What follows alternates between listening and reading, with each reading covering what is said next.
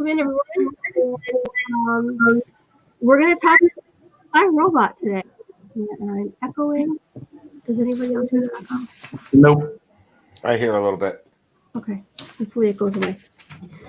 All right. So today we are going to discuss, we're going to start off with chapter 2 and see where it takes us. And before we do that, I want to thank this amazing panel that we have here. We got Russ Stapleton with What in the World with Russ over my left, and to the right. And across from him, or next to him, I should say, is Mr. Tim Pruitt. Down below me here is Body Pants Bookworm, Tracy Glenn. And then down in the corner over there is Tim's wife. It's just good to see everyone. Thank you for joining me today. We're going to talk books. So let's get to the chat. Rachel loves Disney. I hope you feel better. She's not feeling very well. So we'll say some prayers for you, Rachel. What in the world was Russ? Hi, Russ. Me. Hi, me. Hey, Tim. Annie. Good to see you. Jeffrey Resendez. Hello, my friends. Oh, it is good to see you guys. All right. So who wants to start this off? I will.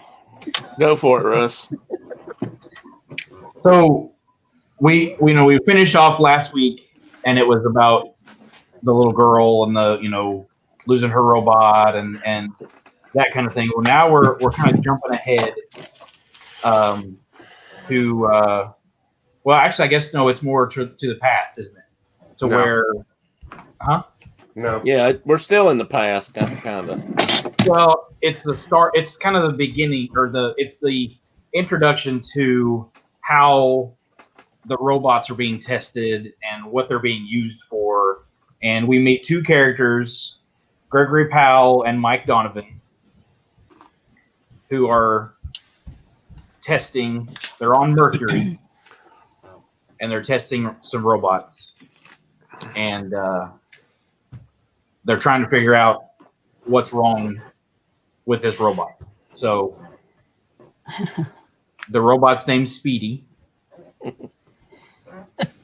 Anybody else can jump in if they want, because I'm.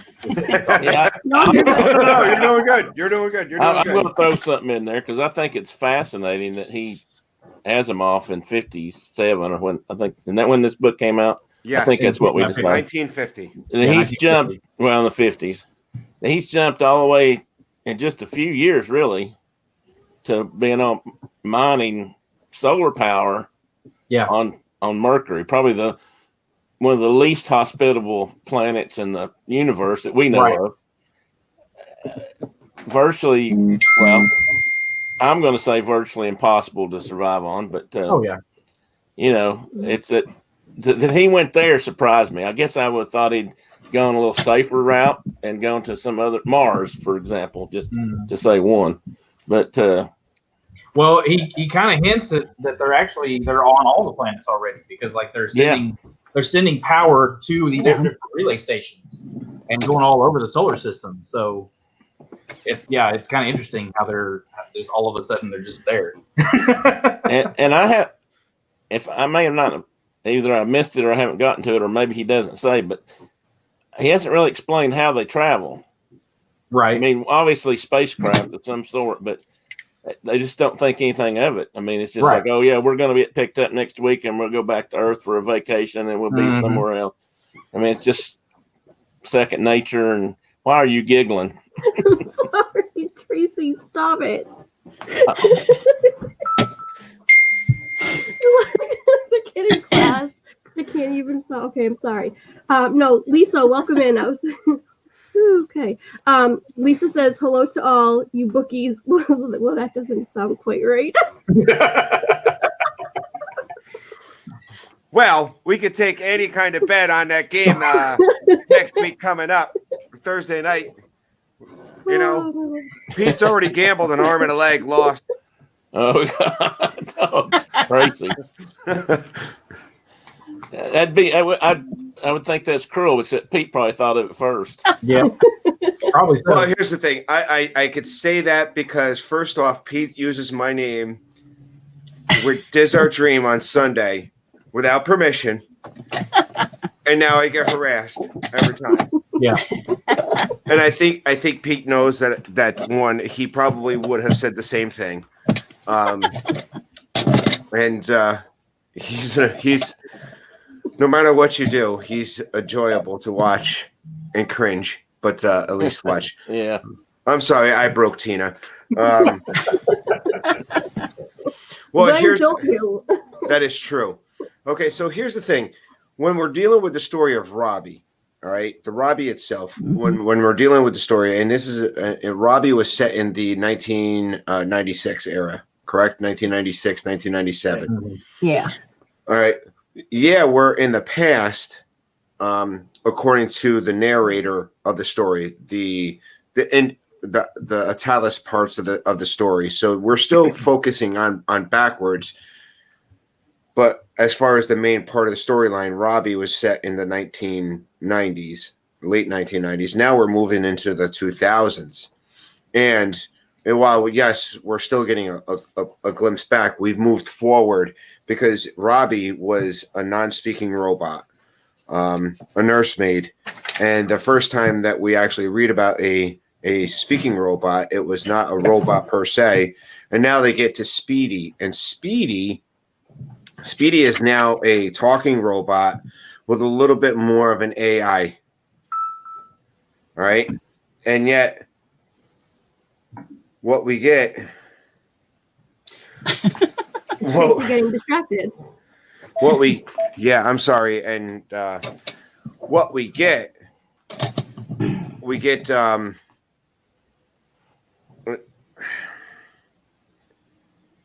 the laws. The three laws in this story. Basically, right. I think in this one story, it's all about the three laws of robotics and how to interpret and overrule each of those rules. Because here we have two robot engineers, and I don't think they're robot scientists. They're robot engineers. They don't create robots. They just assemble them and test them out. Right. And these poor guys sit on Mercury, right? They're on Mercury, and it's Mercury's the closest to the sun. Now, what you have to realize is we never really know. And we're talking about even if you look at the solar system, our current solar system, Mercury, Venus, Earth, Mars, Jupiter, Saturn, whatever, no matter where they are around the relationships to the Earth, to the sun, in order to travel to these certain planets, you have to be close to them. Just because Earth if the northeast or the north hemisphere is in summer, which is on one side of the planet, Mercury could be over on the other side of the sun, where if they were actually on the same side of the sun, it would be a shorter distance to travel. So, yeah, Isaac Asimov doesn't put a lot of space travel into the iRobot story. There is space travel in his other stories, but I digress. We go into other stories. So I'm assuming that these guys were sent onto Mercury, and they will now have to test Speedy, which is a little bit more advanced. And they run into some of the older robots because I think it's still in this timeline that we have, robots aren't allowed on Earth. They're not allowed to be operational on Earth. Earth is a robot-free zone. Yeah. Now, I like this first story as far as the idea of this chapter, the idea of how they work around those three laws. The first law, to refresh everybody's mind, our first law is you're not allowed to harm a human or let a human be harmed if you're capable of not doing it. Two, a robot has to follow orders given by a human, but it cannot supersede the first rule, which means a human can't tell a robot to kill another human. And then the third law, which is a robot must self-preserve, but it still can't go against the second and first law. So in other words, a robot has to protect itself unless it was told to do something by a human, and they can't. They can put themselves in harm's way to save another human. In other words, they'll self-destruct themselves to protect another human, according to Isaac Asimov's rules. Yeah. So don't get off in the Mandalorian now. No, we don't. Well,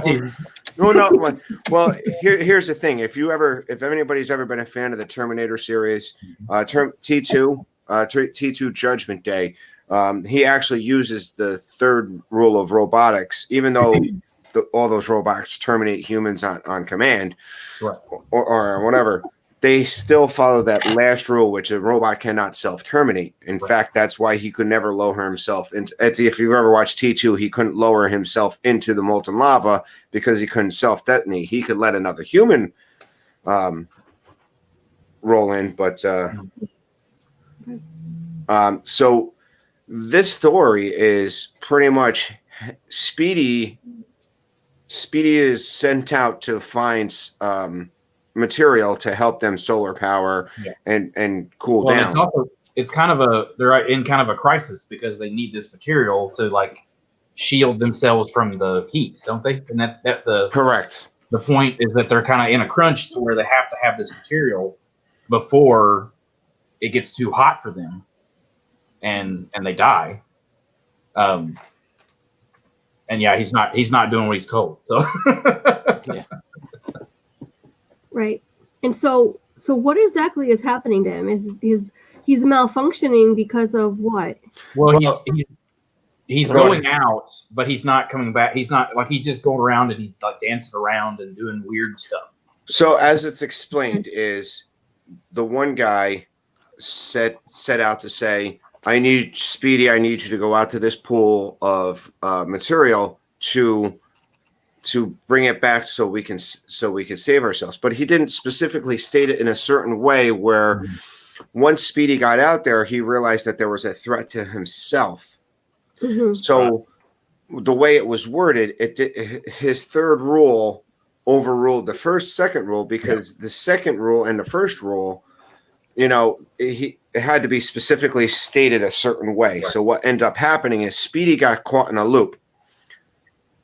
Speedy got caught in a loop between self-preservation and following orders. So he would get to a certain point, realize it's his self-preservation rule kicked in, brought him back to once he got to a point where he was no longer a threat, the second rule took over and said, I have to go and do what I was ordered to do. So now he's bouncing back and forth between those two rules. Yeah. I mean, ultimately, yeah, he got kind of hoisted on his own petard, so to speak. I mean, the rules were making him go in circles. Right. Kind of.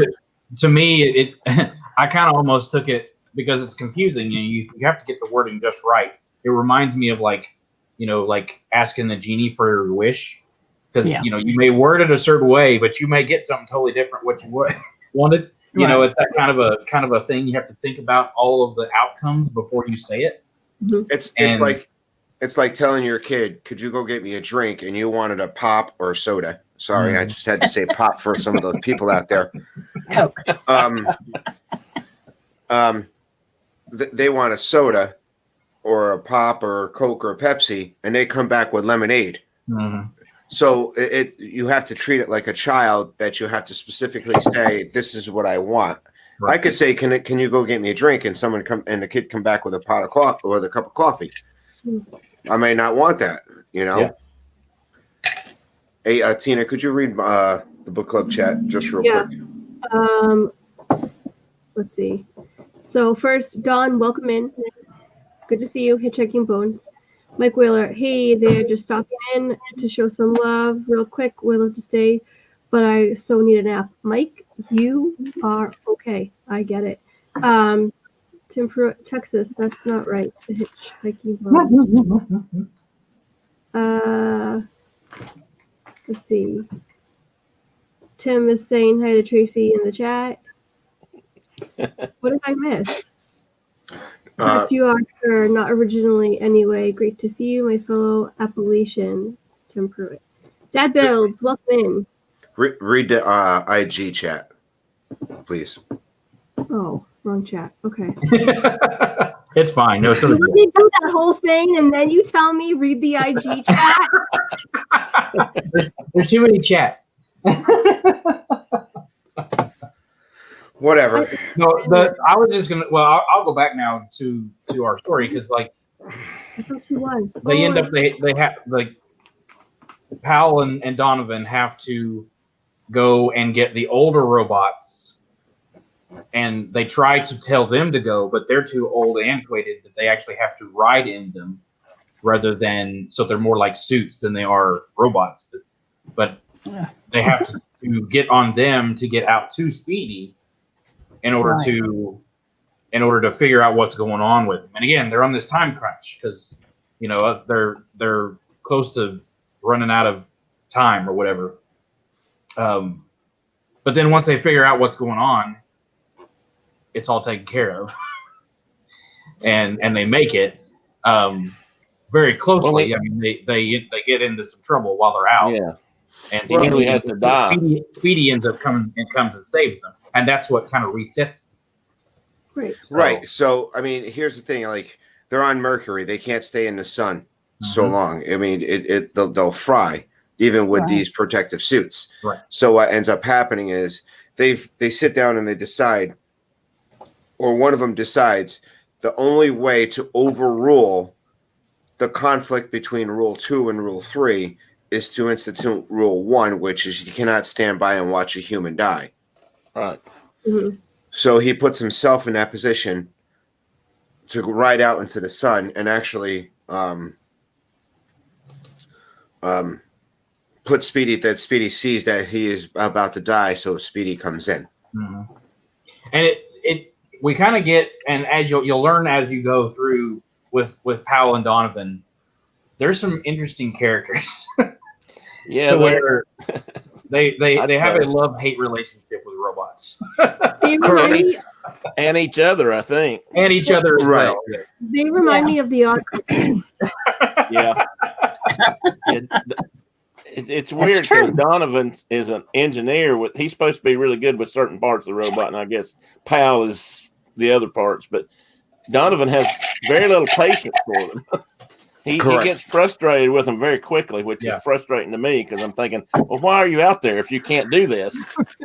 Right. Well, and they even, in the last chapter we read, the Catch the Rabbit chapter, they kind of discuss the fact that, and we'll get into that. But I mean, their kind of their relationship with the company and each other.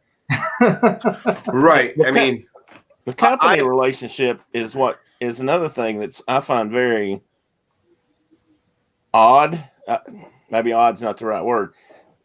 They seem to be totally reliant upon themselves when they're out at these stations. Mm-hmm. They never discuss calling back to the factory or the U.S. robotics company and asking them, hey, we got this problem. It's like they're afraid to do that. Well, and again, we'll get into that in that last chapter. In that chapter, it says that, in that one chapter, it pretty much, who'd we lose? We lose Brenda. Did I kick her out? Did I hit a button? I don't know. Brenda, come back. I'm sorry. Oh, good. So I think the biggest here is if in some of this one of these chapters, it pretty much says you don't make the same mistake in U.S. robotics twice, because if you do, the first mistake you have, you're gone. Right, you're out of here. That's the thing. That it's their job to go out and fix the robots, and if they can't fix the robots, then they're useless. So they're going to get rid of them, basically. So it's almost to where too that because they explain the fact that they send these robots out to test them, but they expect them to work perfectly on the first time. Correct. And so if they don't, then it's Donovan and Powell's fault. Exactly. Even though they're not the ones that made the robots. Right. And out of this story arc, because these next 3 chapters is the Donovan and Powell story arc of iRobot. And I find the one that interested me the most was not even the third one or the first one. I thought the second story in the arc, which is the next chapter, where you have a robot with an artificial intelligence that actually believes that he's sentient, but he doesn't realize that he still isn't governed by the 3 rules up to a certain point. Right. Thank you, Dad Builds. I'm actually been up for a while, but above ground is always nice. So, I mean, I was just going to say, do we have anything else that we were to run around? We can move on to that. And that's what I think. That the first chapter, as long as it is, it pretty much just sets up the three laws of robotics work together. Mm-hmm. They gave you a story with it, but ultimately it boils down to is this is how you have to word your wording with a robot to overrule each rule or to work or make the robot work in a certain way. So, am I right? And so, towards the end of the chapter, they end up getting the geranium, luranium, serotonin. Selenium. Thank you. Selenium, yeah. So, I think I got confused a little bit. How did they end up getting it? The robot went and was able to get it anyway? Because it was worded. Because when he sent the robot out to get the material, he worded his order the right way to contradict the self-preservation mode. Yeah. Okay, gotcha. So and once he did that, he was able to go out and get the stuff and come right back. And they were fine. And not die. So basically, pretty much that's how they survived. Once they got Speedy back in, they pretty much told Speedy, I need you. I'm ordering you to go out to get the selenium, no matter what, and bring it back. Pretty much over your self-preservation, you have to go out there, grab it, come back with it. Yeah. Okay. Real quick, Dad Builds, which I think is Chris, right? Correct me if I'm wrong. Says, what chapter are you all on, or are you all finished? I need to pick this up myself. So we are just finishing up chapter 2, titled. Well, we're up. We've read up to chapter 4. Most of us read up to chapter 4. Yeah, but we haven't discussed it yet. So. Right. Yeah. So I definitely would pick it up. It's good. Well, the book that I got, it actually doesn't say chapter 1, chapter 2, chapter 3. We just finished with the chapter called Runaround. What's that? Not you. Go ahead. Trying to send a message upstairs. Go ahead. So what the chapter we just finished was Runaround, and that was pretty much the whole idea is that they're running around between. Yeah. Trying to get Speedy to come alive or come back to them and help. Yeah. I think it's Go ahead. Go ahead. No, I was just, again, I'm going back, kind of probably repeating myself, but it's fascinating to me that they came up with these 3 rules right from the beginning. And yet, the more advanced the robots get, the less likely they are to follow those 3 rules, is the way I see it. Yeah, right. It's a bit of a catch-22 on although the people at U.S. Robotics may never be in danger, it's always the guys out in the field. Yeah. Right. Well, okay, so even though the movie has no basis onto what's going on here, the whole idea, if you've watched the movie, right, all of the robots have to follow those 3 laws. And then one scientist builds a robot without the 3 laws built into him, and that's how he ends up getting killed, because he orders the robot to kill him. So the whole idea is Will Smith has a dire hatred of robots because he thinks that robots don't have to follow the 3 laws. Even though he knows that they do, they don't have to. And then there's the whole artificial intelligence who tries to take over all of Earth or all of the United States, whatever. And it's a weird premise, but I understand how they came with it. This has nothing to do with the movie. The only thing that I can see that's the similarities between the movie and this book is the 3 laws of robotics. Other than that, I don't think the story arcs are anywhere near the same. Okay. I haven't seen it, so I have no idea. Yeah. Is the movie at least worth watching? Yeah, it's a good movie. It's an okay movie. I mean, it's not Independence Day Will Smith, and it's definitely not as good as Independence Day Will Smith, but it's not as bad as Wild Wild West Will Smith. Yeah. All right, put it like that. The movie is a little bit slow. But I mean, it's, again, if you like robots, then yeah, and it's a good action, type thing. So Sounds good. All right. So what's next? So the next chapter is Reason. And this takes place 6 months later. And this actually, this on a station. Right. This is on a space station which feeds energy to Earth because Earth is relying on solar energy or something to this energy to power whatever. So when they open the book, because at the end, the chapter, at the end of the previous chapter, they talk about how they can't wait to go to the space station. Mm-hmm. And now it says, and now they regret it or something like that. Right. Yeah. It's because they're going to get into why. It's just their personalities. Like they want, once they get somewhere, they know what needs to be done, but then they have all these troubles, and then it's like, oh, I'm sick of this. I don't want to do this anymore. I'm ready to quit. Let's go to the next place, and then once they figure out what's wrong, then they're okay with it again, and they want to try the next thing, and so it's that kind of a dynamic. So it's the mindset that I had this past week and a half. While I'm home, because I'm forced to be home, I wanted to go to work. Yeah. When I get to work, I'm like, I really wish I didn't have to work and I could stay home. So it's that mindset for these guys. They want to move on to the next place because first off, you're on Mercury. The chances of burning to death is pretty good. Right. So now they're thinking I could be on a cold space station when they're thinking about Mercury, a hot planet, and now they're on a space station and now it's cold and desolate. And now next thing you know, let's move on to the next thing and get something else different. And again, I think too, they're both geniuses. And I mean, I know like Donovan, especially, he thinks he's a genius, and acts that way. And so he thinks, these tasks are beneath him sometimes.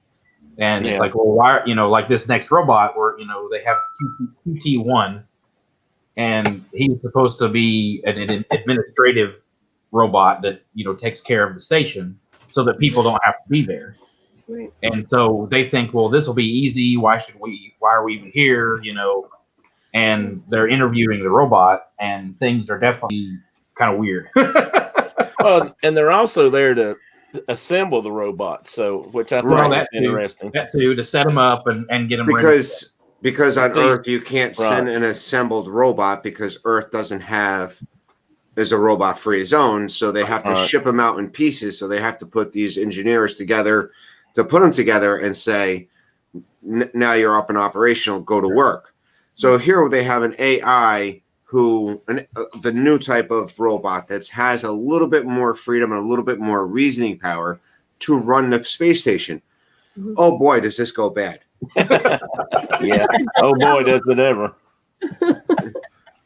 And what gets me is I think when you look at it in parallel to human beings, and I'm not saying that any religion is bad. I'm just saying is the robot pretty much puts himself in a position where he develops who is his master, who is his true master.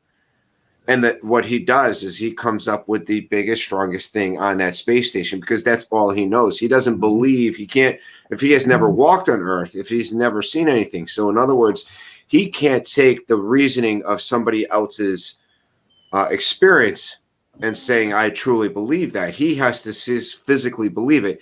Pretty much, he's the doubting Thomas of the disciples. Right. Just because I wasn't there to see it doesn't mean I'm going to believe it. He had to see Christ in order to believe Christ.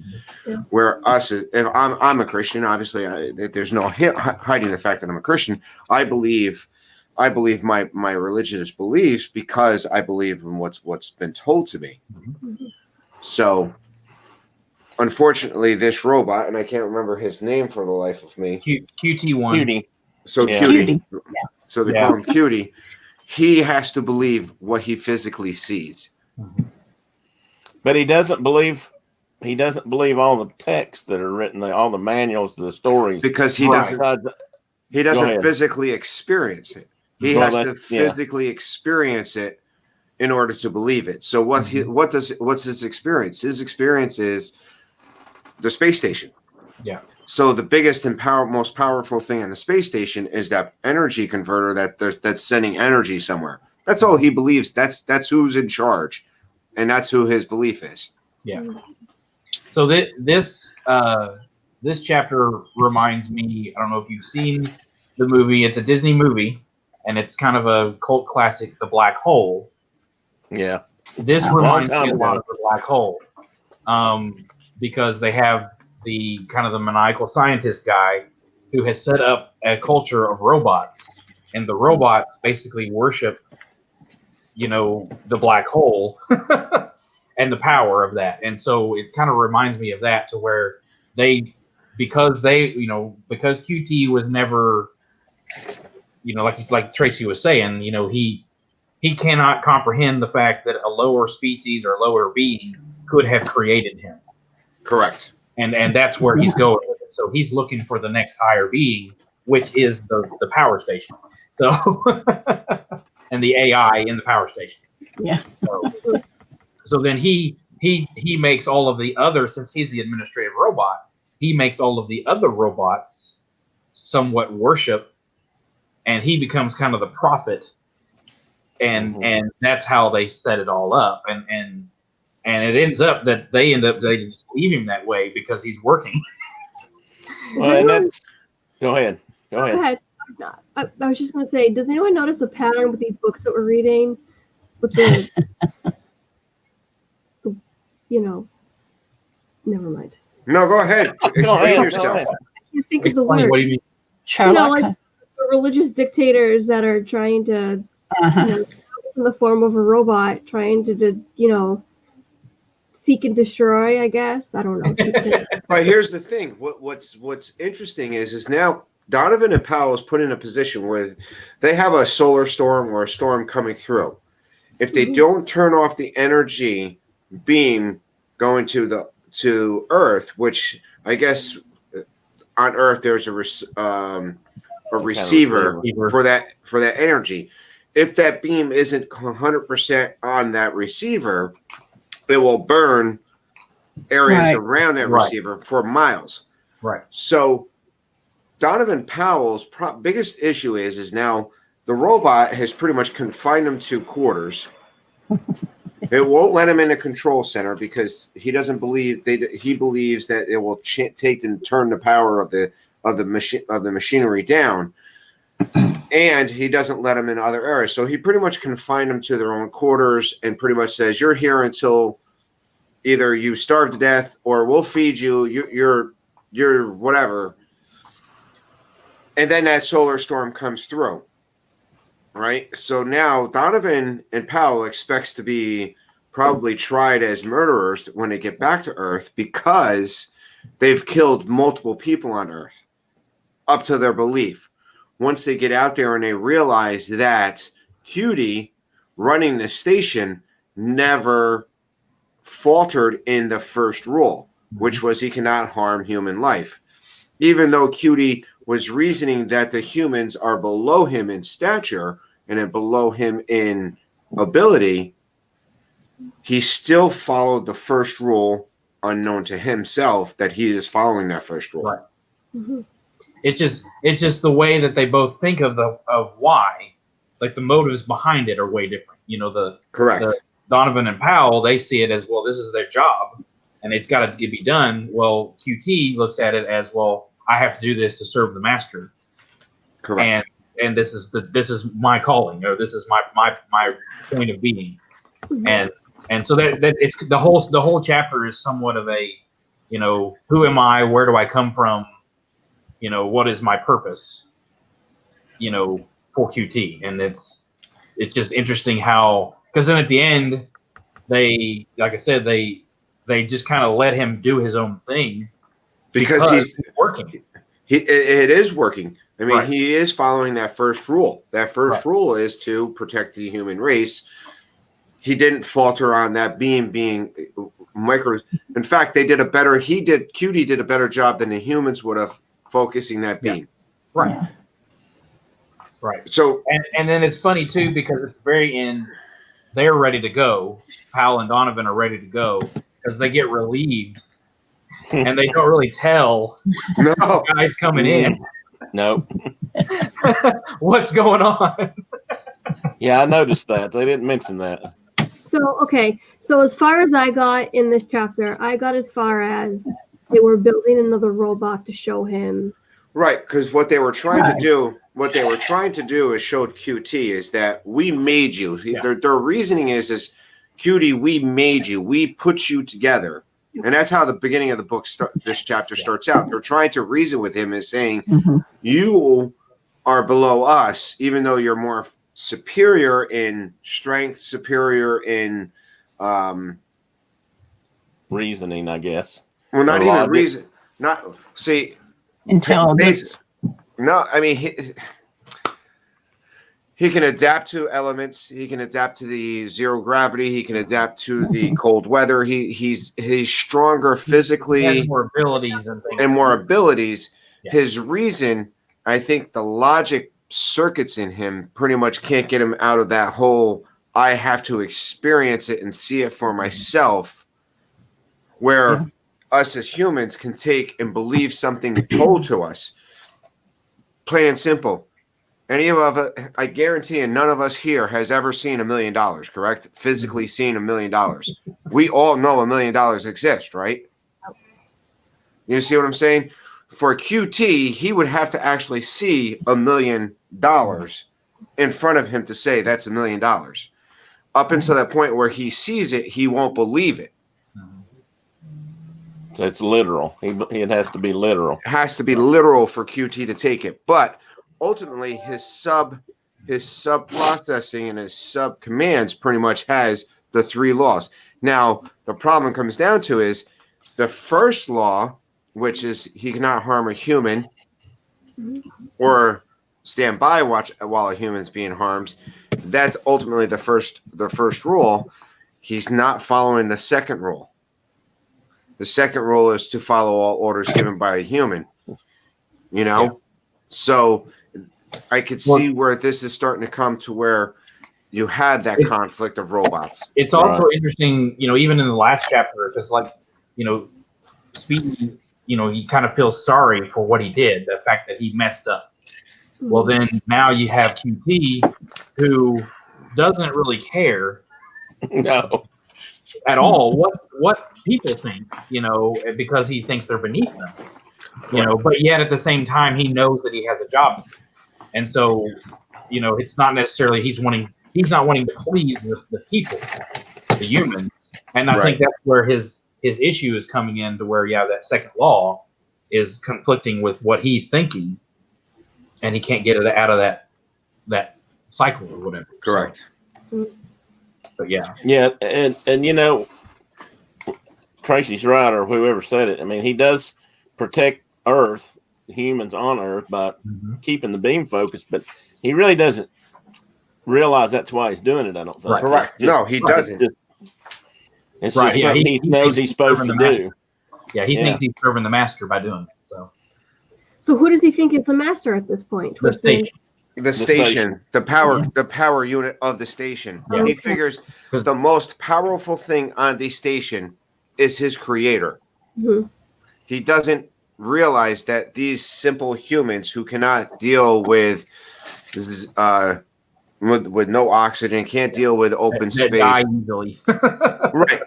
Where he doesn't think a lower life form. It's pretty much saying that QT, like humans, could never. They're never going to say, "Hey, a bunch of rabbits created a human." You know what I mean? So that's the way he's looking at it. Yeah. And I'm not saying rabbits built humans. I'm just saying, I got you. Listen, I've taken book club to some strange places in the past. There is Ask no Tina. doubt about that. No question. I mean, That's okay. we haven't taken it to sex cult or anything, right? Or yet. Look, all So- I have to say is apples will never be the same. So Apples will never be the same. Hey, I missed that. Oh Question: yeah, Who's the prophet? the prophet is QT. Yeah. Okay, Yeah, QT okay. is the prophet. QT ends up being the prophet because all he tells all the other robots that the master is the power station, the power Okay. core. Yeah. Okay.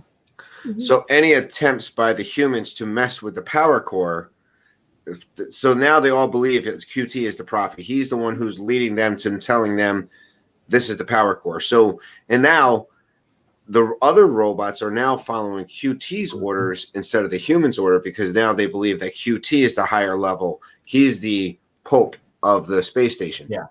Which again, the orders are similar and they're the same. Like they have that job.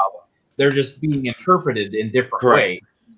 You know, like I say, they're still doing their job. It's just for different motives and for different reasons. And it's just So Goodness for the next crew that comes up there and has to deal with QT. Because Yeah. really, I mean, if you look at the way in this chapter, U.S. robotics pretty much says they're trying to take all of human life off the space stations.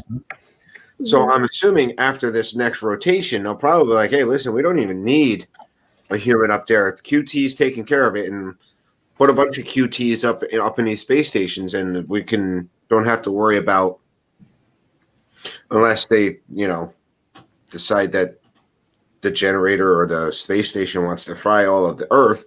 yeah. That's what I was thinking. So they don't mention it ever, but you'd almost have to wonder why they don't, or there should be some remote way to shut these guys down. Mhm. So You when would they they want.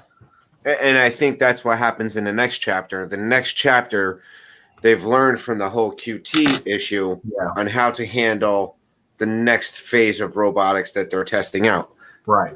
They had to have sit there and said, hey, listen, guys, down in U.S. robotics, there was issues in your last one. When you're working on the next series, let's look at a remote kill or something to that effect. Yeah. Now, to me, the next chapter I didn't find interesting at all. Really, yeah. It is really slow, but again, it also kind of, I mean, I think it talks a little bit about the fact that, it goes into some of the motives as to why, these robots may or may not be working correctly.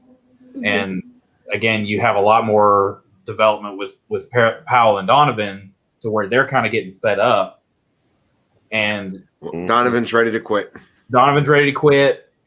And questions as to, it's kind of that, well, if it ain't broke, don't fix it. Why do we continue to have to make brand new robots when the ones we have are working?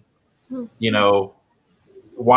that kind of a thing. And so, why does U.S. robotics keep creating these things that continually get more and more dangerous? They may not see that again on Earth, because they're not testing them in the field, but they're seeing that these things are escalating. Well, hold on. So U.S. robotics in today's world would be Apple.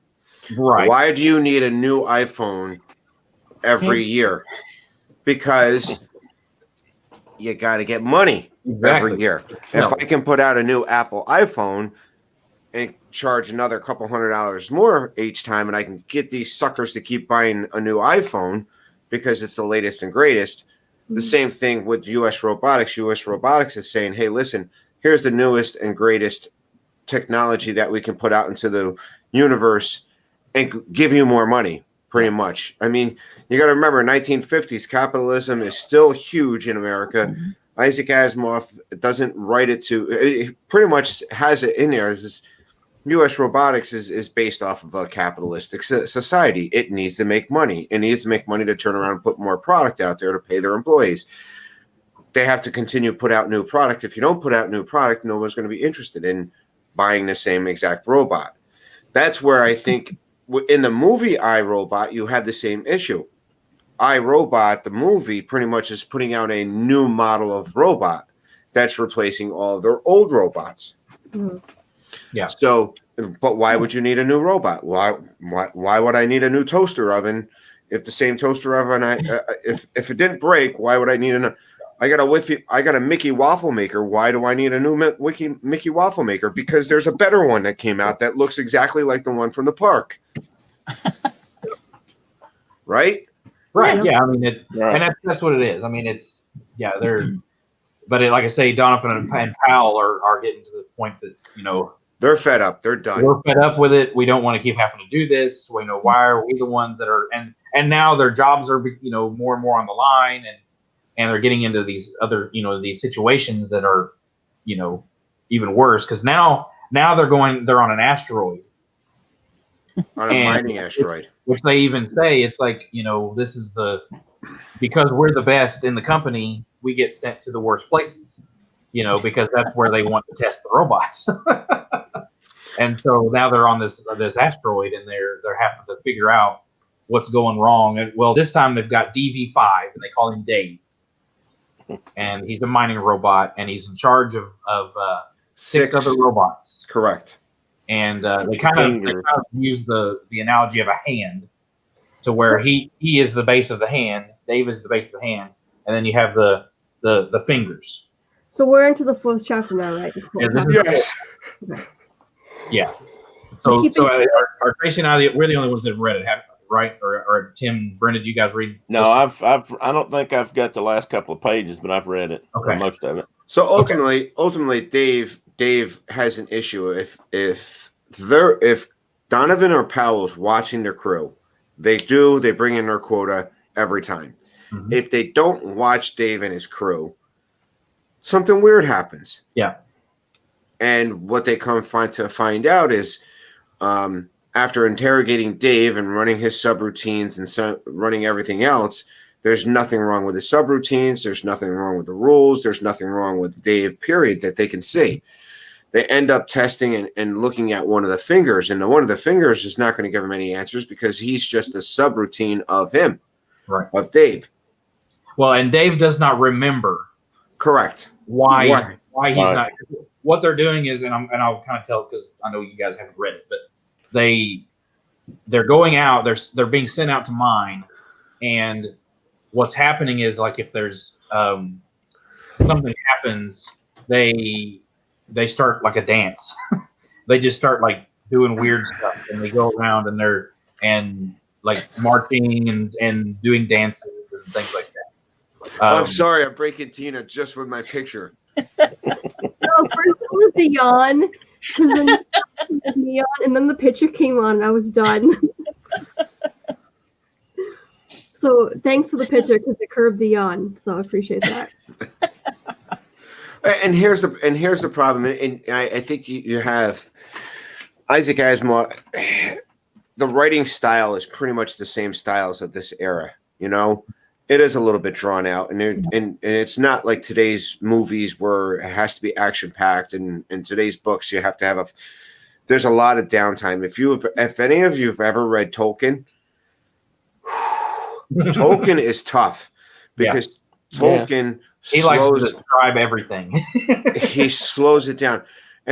But then again, you also have the same another author who has the same problem as Stephen King. If you've ever read anything of Stephen King, he goes off on tangents that has nothing to do with the story arc. Are you okay, Tina?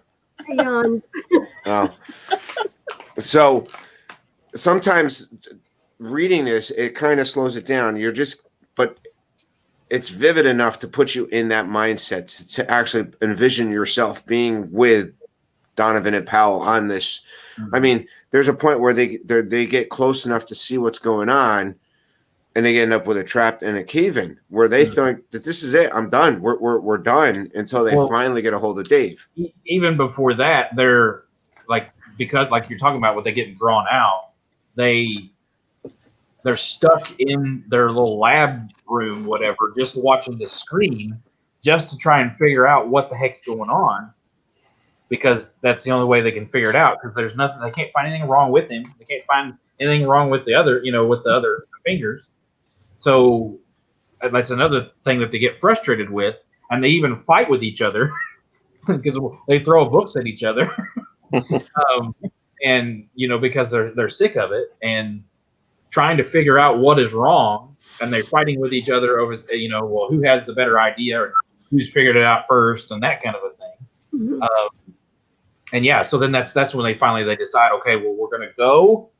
They discover that when there's a crisis, Right. That's when something happens. So like when there's a cave in or something like that, and there's not a human around to tell him what to do, then Dave flips out, and that's what's going on. So, and he has him doing ballet dances. Yeah. And like ballet dances and like drills, marching. And well, they even question as to like, well, is somehow he's training them to be a military, or is he lying to us?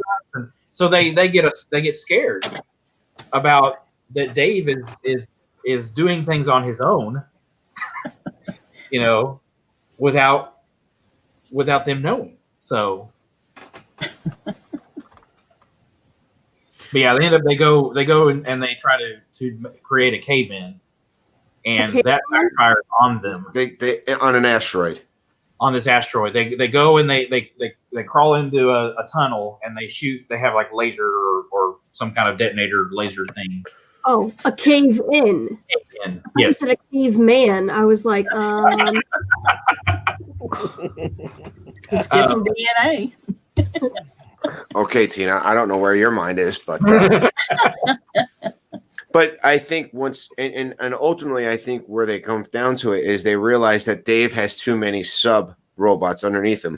Once they take out one of the they take out one of the fingers, Dave has a better handle on it. I think what the whole idea here is that they subroutine too many sub robots under one head. Yeah. So once they took out one of the sub robots, Dave snapped out of what he needed to and could handle the situation. Right. And of course, yet again, Donovan and Powell, their egos get them in trouble again because they have this plan and they know it's going to work, and they go and then they get trapped themselves, and they have to rely on the robots to come and save them. You can tell this was a chauvinistic time. Oh, definitely. Women should have been there. Oh, definitely. And fixed it. Now, of course, I do like, because at the very end of the chapter, they go back to Susan Calvin, Dr. Calvin, from the beginning of the book, from the introduction, because remember, she's being interviewed by this reporter, Right. and they've been talking about Powell and Donovan, and she doesn't like them because of all the antics that they've got, because she doesn't think that they've done it the right way. And so, is Tracy alive? I don't know. I thought he froze for a second. You got decapitated, buddy. I was like, what happened to Tracy? Headless Tracy. But it turns back around to her, to where, because she's, and again, we really don't know her position in U.S. robotics. I'm assuming she's very high up, and the one that's basically creating these robots. There is a woman? Yeah, she's the one that's in charge of it all. I haven't got there yet. Well, they don't mention her much during these chapters so Right. far. But she's going to be coming in the next chapter. Right. Okay. I haven't actually read the next chapter. Yeah, I haven't either. But they allude to they start the story, and it's a robot called Herbie, and Herbie. he says that she made a mistake with Herbie, that he was a mind reading robot, Not a love bug. not a love bug. Not a Volkswagen. So that's what we can look forward to, and that apparently takes place in 2021. So, Sweet. but Yeah, which is next year. So hopefully COVID's over by then. Yeah. One can only hope. All right. but yeah, So, that's kind of where we end up. I mean, at the end of the chapter. So okay. So next week, you want to do 3 more? I would say 2 because Yeah, I think I you're think gonna, so too. yeah, because we They don't tend to know be 100%. longer. Yeah. Yeah. Because Well, it's already 3:57, and Mhm. I'm sure. Yeah, I you guys- just realized that. Yeah. All right. So next week we'll do the next two chapters, which is chapter technically 5 and 6, right? Which Okay. is considered. The names are liar. Mhm. No. Right? Yeah, liar. Liar and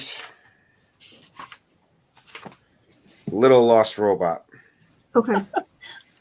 So next week, same time, same channel, we're gonna have to discuss this. Never mind. I'll save this for off stream. We're gonna discuss the book, chapters 5 and 6. Why don't we go around real quick? Oh my gosh, I'm stuttering. Russ, what do you have coming up? Tomorrow at noon, I'm going to be premiering my video of my first time to Universal Studios. So if you want to come hang out and watch that. And then Saturday, we're going to be playing Mando Monopoly. Whoa. Oh, cool. Tracy's not excited because he knows he's going down. Oh, I don't play Monopoly, honey. I'm too good. Oh, really? Well, Oh. this is even a special Monopoly because there's like the child can play a role and things like that. So it's Cool. gonna change it up a little bit. So Everybody's going to want to be the child. I like Leia. If there's a Leia. Leia's not in it. Leia's not in the Mandalorian. Leia's not in it. Nope. She hasn't watched The Mandalorian. That's why. No, Oh, it's I so am on, good. I am on episode 6, 7, one of them. I'm getting there. Well, you're almost there. I'm almost there. I like Yep. it. All right. You have the last two episodes there are the two good ones. Brenda's decided she likes it, so when she got I love started, it. she's Mm-hmm. Yeah, it's a good series. I'm enjoying it so far. Mhm. My favorite episode was, obviously, because I'm a chick, episode 4, I think it was. Yeah. Where they're in the farm. Yeah. Yeah, it was so sweet. I hope they revisit that, like in future episodes. What's that? The I call it the love The episode Bryce Dallas Howard episode. with the girl. The love story. They're never Widow. coming back. Come on, They're never going back to that little planet. Probably not. petition. But she might go to another planet. Okay, look, if don't this is another show. Forget it. All right, Yeah. Tim, what do you have going on? nothing on the YouTube. I've got, I think Bill or Magic of the Mouse Bill, I think he posted a new show, my new show this morning. I think it's going to be on in the 4 o'clock in the afternoons, I believe, and in the evenings. And I'm working on the next one now. So, and he's got his new Disney channel opened up. Also, he's going to have just a Disney music radio station that's cool. wasn't going to be started until this January, but I believe it's already up and running. I haven't actually listened to it yet. He sent out a link, but he found somebody to go ahead and start it early, so he's kicked that off. I don't know how he's finding time to do it all, to be honest, but I guess once it's all done, it's kind of automatic. But Once you're retired, I guess you have a lot more time. well, I'm retired, and I don't seem to figure that out. That's because Brenda's got you in that bed, broken legs and everything. Well, that's true. That's right. That's true. I'm about tired. I'm about over that bed. I'll tell you that. Yep. All right, Anyway, so that's all I got going on. all right. Trace.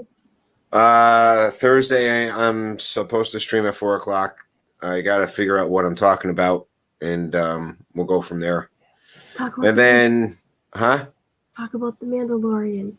I can't because we do that on Sunday. So, but Friday night we're doing family pizza night with Kenzie Days, This Our Dream, and myself. We do a family pizza night. Are you doing that again? Because you just did it this last weekend. Yeah, because we missed a week because something happened, and we're doing it back to backs because if we skip a week, it would put us on Black Friday and Christmas if we followed the current schedule by skipping a week. So we went a week early, or because we had to skip a week, we're now going to be doing this Friday, and it'll put us so we won't be streaming Black Friday, we won't be streaming Christmas Day, or we might have to do a New Year's Day, but we'll figure that out when we get there. So that'll be Friday night, Saturday. Other than watching on my friends on YouTube and bothering tuna. And then Sunday it's Nerd Talk on Kenzie Daze's channel. It'll be talking Mandalorian season 2, episode 2, or chapter 10 of the Mandalorian. So Yay. Yep. Awesome. And Go ahead. Brenda? Oh, I'm getting ready to go to the post office, mail another apron. Yay. Hopefully post a new one and get started on Christmas. Yeah. That's what I'm excited about. Christmas. Okay. All right, everyone. Thank you for watching. Don't forget tomorrow, Wednesday's whateverness on Yeah. Tina Marie Place. Okay. So yeah, of course, forgot myself. You won't be Tomorrow awake. at 5 p.m. Eastern time. Weather looks promising. We're gonna go and do a sunset stream and just have a chat. So come join me. Should be fun. So have a Sounds great fun. night, guys. And if you can and you haven't yet, go vote. Done it. See